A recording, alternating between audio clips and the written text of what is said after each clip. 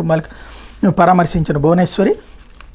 చిత్తూరు జిల్లాలో వైకాపా నాయకులు అదే పార్టీకి చెందిన యువకులు మహిళలపై దాడి చేసి అసభ్యకరంగా ప్రవర్తించిన ఘటన తన కలిసివేసిందని తెలుగుదేశం పార్టీ అధినేత చంద్రబాబు సతీమణి భువనేశ్వరి ఆవేదన వ్యక్తం చేశారు. కుప్పం పురపాలక పరిధిలోని తంబిగానిపల్లెలో సోమవారం వైకాపా నాయకుల దాడిలో గాయపడిన యువకుల కుటుంబాలు మంగళవారం వీడియో కాల్ ద్వారా పరామర్శించారు. ఈ సందర్భంగా బాధితులు కన్నీటి పర్యంతమైన వివరాలు భువనేశ్వరికి వెల్లడించారు. ద్విచక్ర వాహన ప్రమాదం నేపథ్యంలో కొత్తపేటకు చెందిన 50 మంది గ్రామంలో ప్రవేశించి యువకులపై దాడి చేశారన్నారు.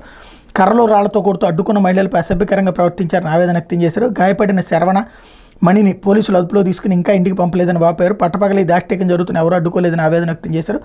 భువనేశ్వర్ స్పందిస్తూ వైకాపా జెండాలు పట్టుకుని రాడ్లు కర్రలతో దాడి చేయడం దారుణం అన్నారు.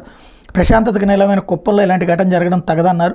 బాధితుల పక్షాన్ని న్యాయ పోరాటం చేస్తామని హామీ ఇచ్చారు. చంద్రబాబు తరపున ఎమ్మెల్సీ కంచర్ల శ్రీకాంత్ అందుబాటులో ఉంటారు చెప్పారు. ఇంతకు అసలు ఆ ఇన్సిడెంట్ ఏంటో కూడా వార్త రాయలేదు వీళ్ళు. టోటల్గా ఆవిడ పరామర్శ రాసేశారు. మరి ఏం జరిగింది అన్నటువంటిది అక్కడ ఉన్న లోకల్ పేపర్లో ఏమన్నా రాశారని తెలియదు. అయితే ఆడపిల్లలకి